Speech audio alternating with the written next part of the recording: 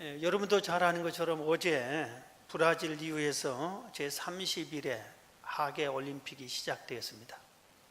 이 개막식의 꽃이라고 할 수 있는 것 중에 하나가 성화 최종 점화자가 누구냐입니다. 올림픽 하는 동안에 성화를 높이 세워놓고 거기에 불을 붙여서 그 불이 꺼지지 않게 하는 것이 전통입니다. 올림픽이 시작된 그리스 아테네에서부터 거기서부터 그리스에서 이 불을 점화해 가지고 강을 건너고 산을 넘고 온갖 이렇게 해서 또 브라질 전역을 돌고, 그래서 올림픽 그 메인 스타디움 안에 딱 개막식에 그걸 점화를 해야 이제 이 시작이 되는 겁니다. 그렇기 때문에 이 점화자는 비밀로 이 사람은 가장 영광스러운 주인공과 같은 사람입니다. 올해는 반데르레이데 리마라고 하는 옛날 선수가 그 점화를 했어요. 이 리마 선수는 어떤 선수냐면은 2004년도 아테네 올림픽에서 브라질 대표로 가서 마라톤에서 동메달을 딴 선수입니다. 마라톤이라고 하는 것은 올림픽의 맨 마지막에 메달입니다. 이 올림픽 마라톤이 끝나면은 이제 그곳에서 폐막식을 하고 마칩니다. 그렇기 때문에 마라톤 금메달은 올림픽의 모든 메달 중에서 가장 영광스러운 메달일로 다들 그렇게 인정을 합니다. 이리마 선수가 2004년도에 마라톤을 하는데 37km까지 1등으로 달려갔어요. 앞으로 결승점까지 5km만 남았습니다. 그런데 2등과 차이도 300m나 따돌리고 1등으로 하죠. 당연히 1등이고 모두 다 1등이 브라질 선수 리마라고 다 그렇게 인정했습니다. 그런데 바로 그 지점에서 저도 그때 그 실황을 보고 있었는데 갑자기 관객 중에 어느 한 사람이 그 광신도라고 그러는데 그 선수를 쓰러뜨려 버렸습니다. 그래서 열심히 달리다가 쓰러져 가지고 다시 일어나서 호흡을 정리하고 뛰는데 3등으로 돌았습니다. 그래서 브라질에서는 난리가 났어요. 공동 금메달을 주라 그렇게 했고, 전 세계가 모든 사람들이 그럴 것 같기도 하고 웅성웅성하고 난리가 났습니다. 그런데 정작 이 리마 선수는 아니라고 그랬어요. 동메달도 3등으로 들어올 때도 활짝 웃고 들어오고, 메달을 딸 때도 너무 평화롭게 웃으면서 감사하며 이 메달을 받았습니다. 그러면서 아니라고, 내가 5km 전에 1등으로 왔고 2등을 300m 다 떨쳤지만 누가 나 쓰러뜨리지 않았을지라도 1등이라는 자격이 1등으로 꼭 들어올 것만은 모른다. 난 3등도 감사하다. 그러면서 그걸 무마시켜 줬습니다. 그래서 그해 올림픽에 끝나면서 페어플레이 상을 줍니다. 거기에 쿠베르탱 남자계로 간 이분이 올림픽을 만드는 사람인데 이 사람의 메달을 주는데 올림픽 전 참여한 사람 중에 딱 한 명을 페어플레이 상을 주는데 이때 리마 선수에게 그때 이 IOC에서 메달을 줬습니다. 그런데 이번에 성화 점화자로 해서 전 세계에 영광스러운 일을 이 사람이 했습니다. 물어보겠습니다. 여러분이 리마 선수였어요. 내가 지금 이제 1등에 거의 다 왔는데 1등. 근데 나를 쓰러뜨렸어요. 그럼 여러분 어떻게 하겠어요? 얼마나 화가 나겠어요? 분노하겠어요? 어떻게 경비를 이렇게 서서 선수가 다치겠냐고 원망도 할 수 있고, 나를 다시 금메달로 해라 하고 항의할 수도 있고, 온갖 일을 할 수 있는 처지인데 이 리마 선수는 그러지 않고 감사했어요. 오늘 성경 본문이 원망에 대한 귀한 교훈을 주고 있는 내용입니다.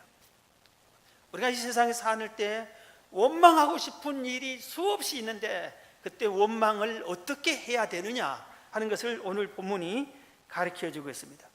우리가 출애굽을 배우면은 이스라엘 백성들이 지금 애굽에서 노예 생활을 400년 넘게 했어요.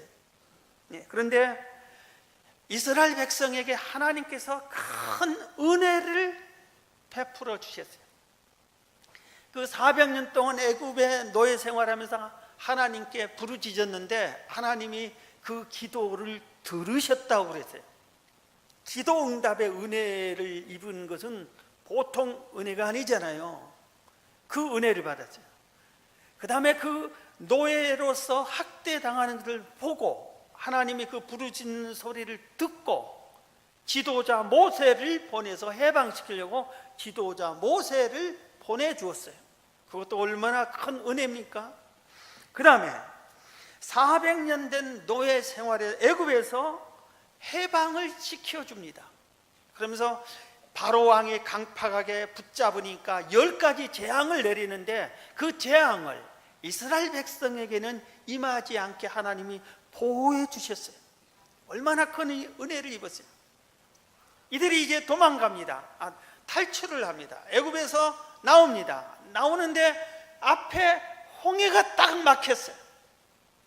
뒤에는 애국 군대가 특수 병거 600대와 애국 전역에 있는 병거와 온 군대를 동원해 가지고 쫓아오는 겁니다. 다시 노예들을 잡으러 온 겁니다. 그러니까 얼마나 무섭고 놀랐겠어요. 우리가 다시 노예가 될 수 있다는 생각에 얼마나 불안했겠어요. 그런 상황에서 하나님께서 홍해를 갈라주셨어요. 배도 없고 다리도 없고 도망갈 수 없는데 홍해를 갈라서 길을 열어서 탈출하게 도와줘요. 그뿐만 아니라 뒤쫓아온 애굽 군사를 홍해에서 수장시킵니다. 만약에 이들이 살아있다면 언제 다시 애굽 이스라엘 백성을 쫓아와서 공격할지 모르기 때문에 항상 두려웠고 불안했을 텐데 하나님이 이스라엘 백성들이 보는 앞에서 홍해에서 모든 애굽 군대를 다 수장시켜 버립니다. 얼마나 큰 은혜. 이제는 광야 길로 갔습니다. 광야 길로 가는데 3일 동안 헤매다가 연못을 발견했는데 그 물이 쓴 물이라. 그런데 그 쓴 물을 하나님이 단물로 바꿔줬어요. 구름 기둥, 불 기둥을 주었어요. 여러분 요새 아주 정말 덥죠. 우리나라는 그늘에 있어도 덥습니다. 그런데 이스라엘 성지에 가면은 신기한 게 있어요. 우리나라보다 훨씬 더 더운데 그늘에 있으면은 가을 날씨 비슷하게 시원합니다. 아주 습도 뭐 이런 것이 전혀 없어요. 그래서 아주 시원해요. 그늘만 되면은 시원한 거예요. 근데 구름 기둥으로 광야 생활이 우리 지금 현재 이 무더위보다 훨씬 더운 그곳에 구름 기둥으로 시원하게 해주고 밤에는 불 기둥으로 포근하게 따뜻하게 해주시고 이 은혜를 주셨어요. 배고프다 하니까 만나를 주시고 물이 없다니까 반석을 쳐서 물이 나오게 해주셔서 이스라엘 백성에게 이런 큰 은혜를 계속 은혜를 베풀어 주셨습니다. 하나님께서 왜 이스라엘 백성에게 이런 큰 은혜를 베풀었을까요? 우리가 이걸 먼저 한번 생각을 해봐야 돼요. 왜 그랬을까? 이겁니다. 자, 우리도 하나님으로부터 큰 은혜를 받았어요. 나 같은 죄인이 하나님의 은혜로 하나님이 독생자 예수님을 이 땅에 보내주셔서 우리 죄를 다 사해 주셔서 내가 제사함을 받았어요. 나 같은 죄인이 하나님 나라 들어갈 천국에 들어갈 자격을 얻었어요. 하나님의 아들이 자녀가 됐어요. 하늘나라의 백성이 됐어요. 우리가 기도해도 하나님이 우리의 기도를 들어주셔요. 지금까지 우리를 굶기지 않고 먹여주고 입혀주고 먹고 이 땅에서 살게 해 주셨어요. 우리도 큰 은혜를 받았어요. 그러면 우리에게 이 큰 은혜를 왜 베풀었을까? 하나님이 이스라엘 백성들에게 왜 이 큰 은혜를 베풀었을까? 성경에는 분명한 답을 줍니다. 내가 왜 너희들에게 은혜를 베풀었는지 아느냐 하고 말씀해 주셨어요. 이건 우리에게도 해당되는 겁니다. 먼저 여호와 하나님을 경외하라, 하나님을 섬기라고 은혜를 베풀어 주셨어요. 내가 너희를 창조한 창조주 하나님이다. 내가 너희를 노예에서 해방시킨 구원자다. 내가 홍해를 건네준 여호와다. 만나를 주고 구름기둥 불기둥을 주었다. 그러니 너희는 나를 경외해라, 나를 섬겨라. 하나님을 경외하라고 은혜를 베풀어 주셨어요. 신명기 7장 7절에서 11절의 내용은 이런 내용이 있습니다. 여호와께서 너희를 기뻐하시고 너희를 택하심은, 하나님이 기뻐해서 너희를 택하해 가지고 자녀 삼은 은혜를 베푼 것은 그거 내용이에요. 너희가 다른 민족보다 수요가 많기 때문이 아니라 너희는 오히려 모든 민족 중에 가장 적으니라. 너희는 수가 많다고 내가 너희를 택한 게 아니다. 그 수많은 민족이 있고 그 수많은 족속이 있는데 너희를 딱 내가 택했다. 이것을 지금 얘기한 거예요. 8절 여호와께서 다만 너희를 사랑하심으로 말미암아, 하나님이 내가 너희들을 사랑해서 모든 또는 너희 조상들에게 행한 맹세를 지켜 하심으로 말미암아 자기의 권능의 손으로 너희를 인도하여 내시되 너희를 그 종되었던 집에서 애굽 왕 바로의 손에서 속량하셨나니. 11절 그런즉, 이렇게 은혜를 베푼 이유가 그런즉 너는 오늘 내가 내게 명하는 명령과 규례와 법도를 지켜 행할지라. 하나님이 우리를 택한 것은 너희들이 잘나고 똑똑하고 수가 많고 그래서 택한 것이 아니라 내가 은혜로 택한 거다, 너희들을.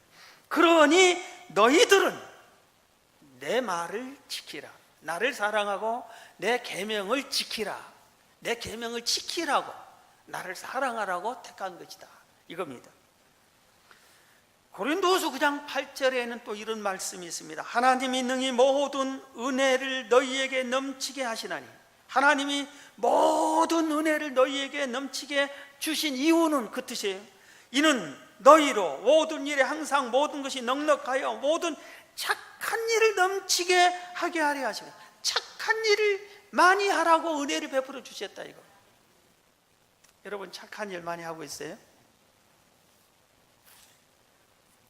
에베소서 3장 7절 13절에 보면 너를 주의 일꾼 되어서 전도하라고, 봉사하라고, 그래서 은혜를 베풀어 주셨다, 이렇게 성경은 말하고 있습니다.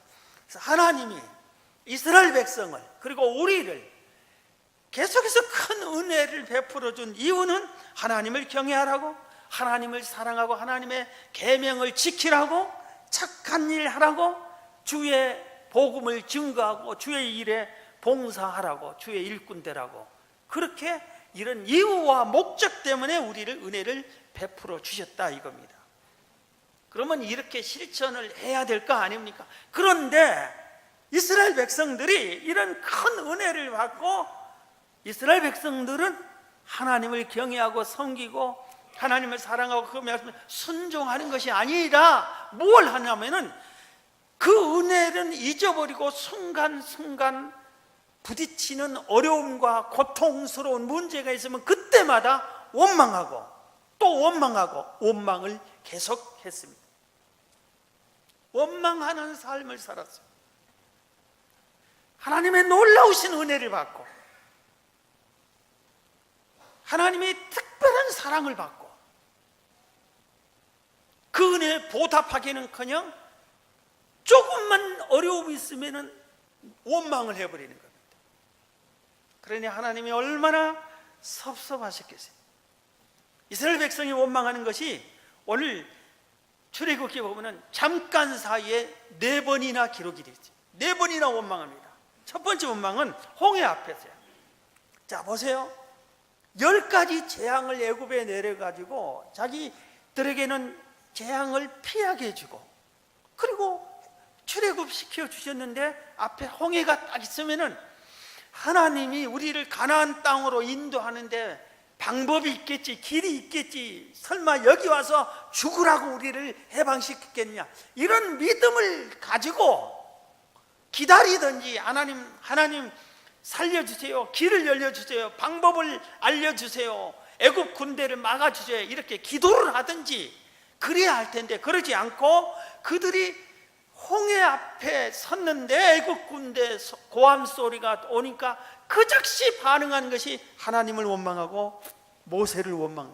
우리를 여기에서 죽이려고 데려왔느냐, 그렇게 원망하는 일을 했습니다. 과거에 큰 받은 은혜는 생각 않고 지금 내가 아이고 죽겠네 하고 원망해버린 거예요. 여기서 날 죽이려고 인도했느냐고. 두 번째 원망은 출애굽기 15장 오늘 본문 22절에서 24절입니다. 홍해를 건넌 후에 그들이 잠깐 감사합니다.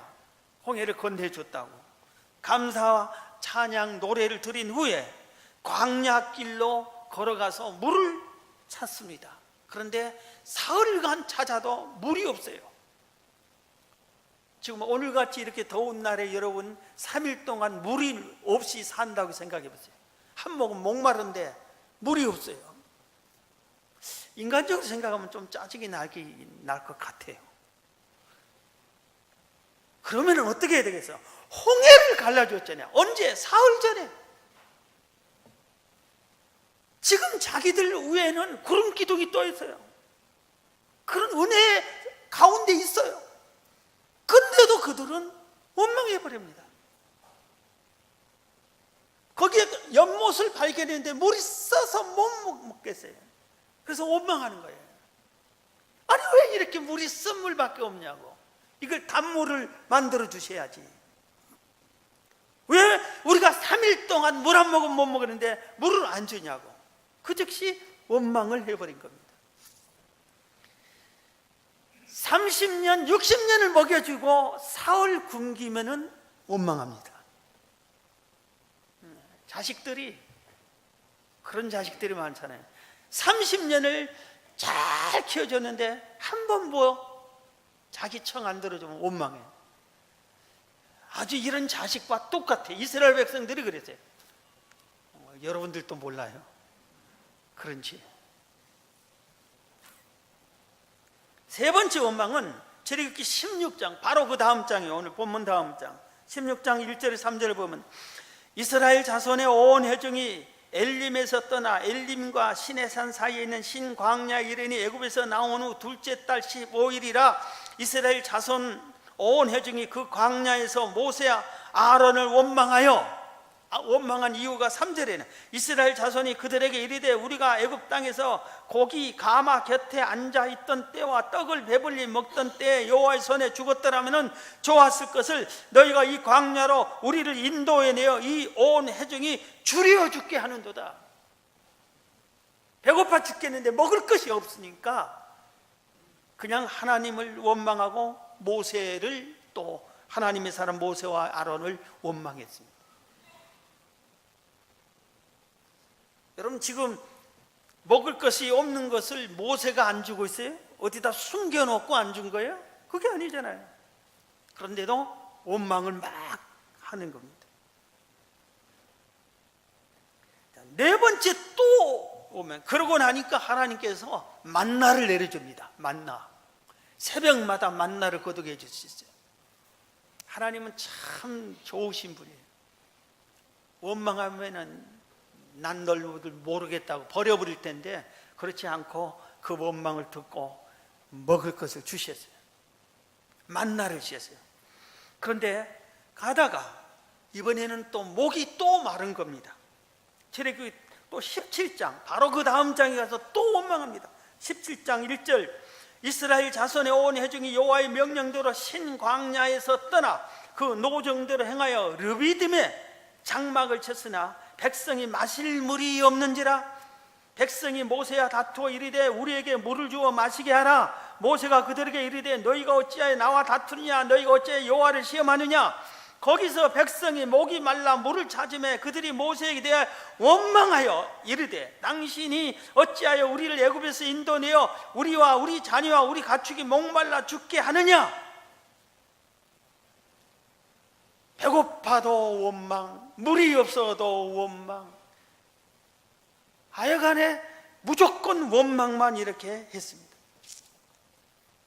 이스라엘 백성들이 우리가 처음에 말씀한 것처럼 하나님의 은혜를 놀랍게 받고도 사는 과정에서 어려움이 생길 때마다 고난이 닥쳐오면은 전능하신 하나님께 구하지도 않고 찾지도 않고, 하나님 어떻게 해야 됩니까? 문제 해결을 구하지도 않고 해결 방법을 고민해 보지도 않고 원망 먼저 해버리는 거예요. 무조건 원망 먼저 해버려요. 우리 중에 그런 습관을, 성격을 가진 분들이 의외로 많습니다. 무슨 일이 터졌어요, 원망부터 해버립니다. 자식이 무슨 일이 발생했어요, 원망 먼저 하는 거예요. 가족에게 무슨 문제가 있어도 원망 먼저 해버리는 거예요. 자기가 잘못해서 길에서 넘어져서 코가 깨졌어요, 자기가 잘못해서 원망부터 해요. 자기가 건강관리 잘못해서 몸이 아파, 원망부터 왜 안 고쳐주냐고.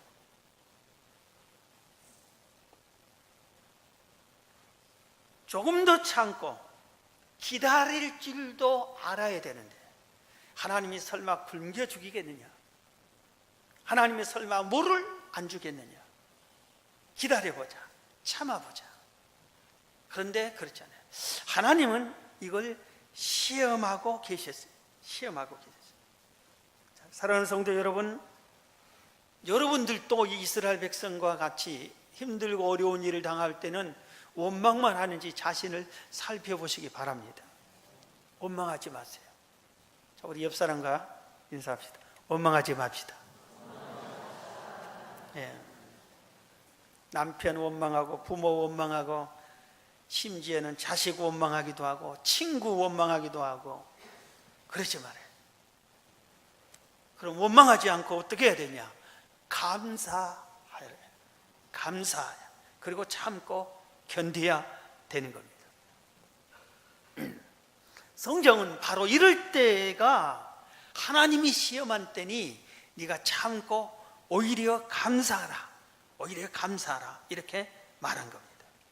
물이 없어, 양식이 없어요. 당연히 원망스럽겠지요. 그럼에도 그때 하나님을 원망하지 말고 오히려 감사하라. 여러분, 우리가 욥을 왜 위대하다고 합니까? 동양 제1의 부자였어요.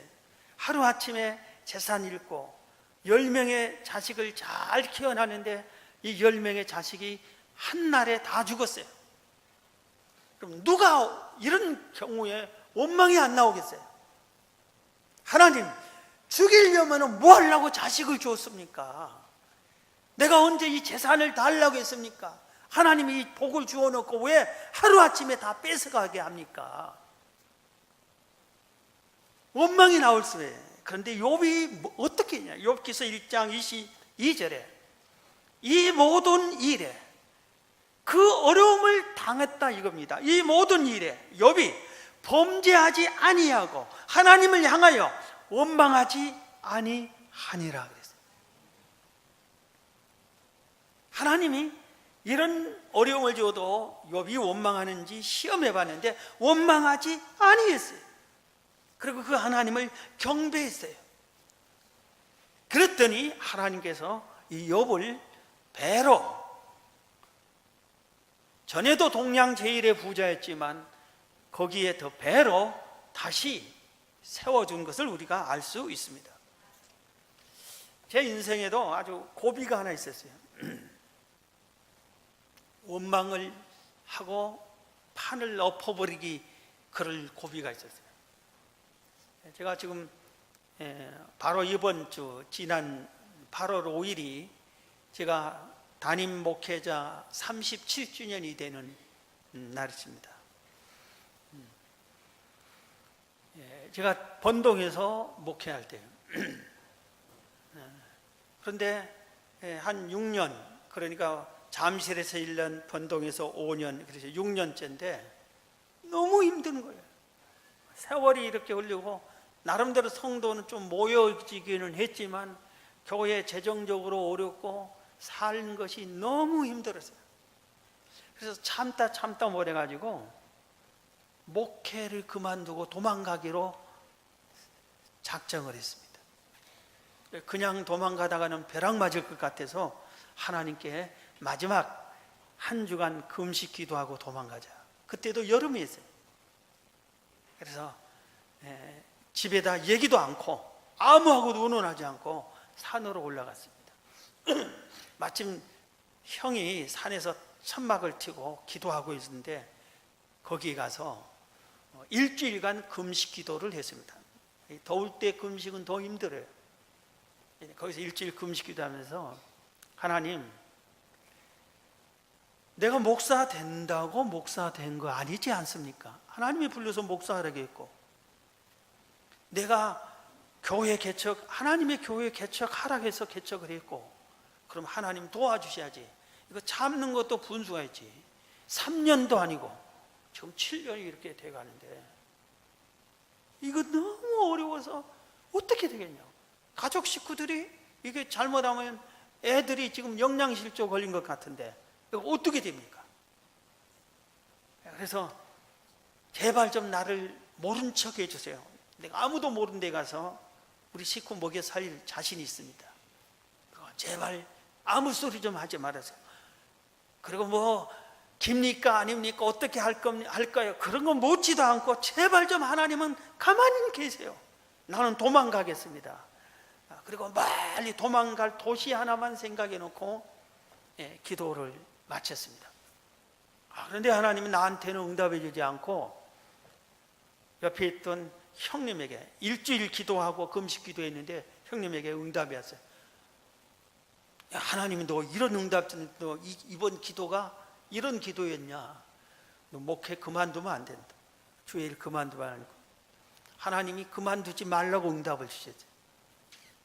그래서 그만두지 말라고 했는데 도망갔다가는 더 큰일 날 것 같아서 항복하고 죽이든지 살리든지 알아서 하세요. 그런데 지금 제가 이 얘기를 한 이유는 그 어려움 중에 다행히 원망은 안 했어요. 하나님께 막 마음이 원망하고 마음 상해서 하나님 뭐 탄식하고 그러지는 않았어요. 그때 원망하지 않으니까 얼마나 다행스러운지 모릅니다. 그러고 나서 조금 있으니까 하나님께서 교회를 상계동으로 옮기라고 그러고 옮기고 난 후에 2, 3년 후에 하나님께서 그때부터 해결해 주기 시작했어요. 그래서 막 아파트 입주할 때 물론 그때는 매일 전도했지만 성도를 하나님이 보내주셨어요. 그게 옳은 말이에요. 보내주셨어요. 이 교회에 주변에 뭐 열 몇 개 교회가 막 교회도 막 우죽순 세워졌는데 이상하게 우리 교회로만 보내주신 것 같아요. 보내주셨어요. 그래서 그 고비를 넘기신 이 말씀을 준비하면서 정말 그때 내가 원망 않고 참는 것을 얼마나 다행스럽게 생각한지 모릅니다. 여러분 힘들고 어렵다고 원망하면은 지는 거예요. 고비를 넘겨요. 고비를 넘겨. 우리가 어려움을 당할 때, 우리가 목말라 할 때, 우리가 먹을 떡이 없을 때 하나님은 아신 거예요. 모르는 게 아니라 하나님이 아세요. 보고 있어요. 이때 내가 어떻게 행동하는가를 하나님이 시험하고 계신 거예요. 이때 우리가 행동을 잘 해야 되는 겁니다. 오늘 말씀을 다시 올림픽 개막식 얘기하고 결론을 내려고 합니다. 리우 올림픽 개막식에서 전과 달이 아주 특별한 게 하나 했어요. 이런 건 없었어요. 그동안에 없었어요. 그런데 이번에 제1회 특별상을 제정해서 한 사람을 특별하게 높이 세워줬어요. 상을 줬어요. 이 사람은 누구냐면은 아프리카 케냐의 과거에 마라톤 달리기 선수로 육상에서 금메달을 딴 선수입니다. 이름은 제가 기억이 안 나요. 이 선수는 한 살 때 태어나자마자 한 살 때 어머니가 세상을 떠나버립니다. 아버지 집에서 자라는데 너무 가난한 거예요. 학교는 아주 먼 곳에서 학교를 다니려면 새벽부터 뛰어야 돼요. 그래서 학교까지 죽어라 뛰어다녀서 또 공부 마치면 또 죽어라 뛰어. 이게 달리기 연습이 돼가지고 올림픽에서 금메달 딴 거예요. 그래서 이 금메달을 따고 나니까 부와 명예가 따라오는. 그러면 개인적으로 그 부와 명예를 누리며 살아야 되는데 그게 아니라 자기 나라 케냐에는 옛날 자기와 같이 어린 시절에 부모 잃고 불쌍하고 가난한 어린아이들아 천지가 많아. 그래서 그들을 돕는 일을 합니다. 그래서 어린이집을 세웁니다. 초등학교, 중학교, 고등학교를 세웁니다. 그리고 스포츠 전문학교 같이 이런 걸 세웠습니다. 그래서 그들을 잘 먹이고 가르쳤어요. 그런데 여기 출신들이 올림픽에 나가서 또 메달을 따는 겁니다. 아까 성경에 뭐라고 했어요? 은혜를 베풀었으면 뭐라 그래요? 왜 은혜를 줬다고? 착한 일을 하라고. 세상에서 착한 일을 하라고 은혜를 베풀었다고. 바로 이 선수가 자기가 은혜를 입고 착한 일을 한 겁니다. 그래서 올림픽에서 그 IOC에서 국제올림픽위원회에서 특별상을 이분에게 이분을 오실하게 해가지고 주어갔어요. 얼마나 멋있어요. 여러분 지금 날씨가 왕 짜증난 날씨죠. 내가 아까 이 설교를 하고 한번 시험을 했어요. 주차장 가서 주차장을 제가 여기 구름다리에서 주차장을 많이 봅니다. 주차장 관리하느라고 우리 안수 집사님들이 더운데 아주 고생하더라고. 한 분이 아주 구석에다 차를 세웠어요. 나가야 되는데 옆에 차가 있어요. 그런데 이분이 성가대원이었는가 봐요. 연락해서 늦었어요. 그러면 빵빵거리고 빨리 나가고 했는데 끝까지 참고 있더라고. 그래서 설교를 잘 들었구나. 그래서 비켜주니까 조용히 이렇게 빠져나가요. 여러분 더운데 내 차를 가로막고 있는 차가 있으면 짜증납니다. 더운데 에어컨이 고장나면은 아주 집안에 싸움 생겨요. 에어컨 고장나게 고치지 않느냐 뭐 싸울 거예요 집안에서. 짜증이 많이 날라져요. 요새 대신방을 다녀보니까 정말 어려운 성도들도 많이 있어요. 이럴 때 되는 일이 없니? 사업이 안 되니? 장사가 안 되니? 직장이 어렵니? 직장 찾기 어렵니? 막 이렇습니다. 이럴 때 우리가 어떻게 해야 돼요? 원망하면은 직장이 생깁니까? 원망하면 날씨가 시원해질까요? 원망한다고 뭐가 문제가 해결됩니까? 그게 아니잖아요. 하나님이 그때 보는 거예요. 그때 보는 거예요. 조금 참고 조금 기다리고 하나님을 의지해야 돼요. 모세도 똑같은 일을 당했어요. 모세도 3일 동안 모세만 혼자서 물을 마시고 혼자서 음식을 먹고 그러지 않았어요. 모세도 굶고 모세도 물을 못 마시고 모세도 홍해 앞에 딱 걸리고. 그런데 모세는 이랬습니다. 원망하지 않았어요. 하나님께 기도했어요. 여호수아와 갈렙은 모세처럼 원망하지 않았습니다. 불신하지 않았어요. 하나님을 의지했어요. 원망하고 또 원망했던 이스라엘 백성들은 하나님이 결국은 그들을 버렸습니다. 그래서 광야를 그들이 죽을 때까지 40년 동안 광야 생활하기 위해서 다 죽고 난 후에 원망하지 않는 여호수아와 갈렙과 그 후손들만 가나안 땅으로 들어가게 합니다. 원망하면 지는 겁니다. 원망하면 내 인생이 실패하는 거예요. 어떠한 일이 있어도 우리는 원망하지 말고 오히려 감사해야 돼요. 감사해야 돼요. 자, 우리 옆 사람과 인사합시다. 감사하면서 합시다. 예.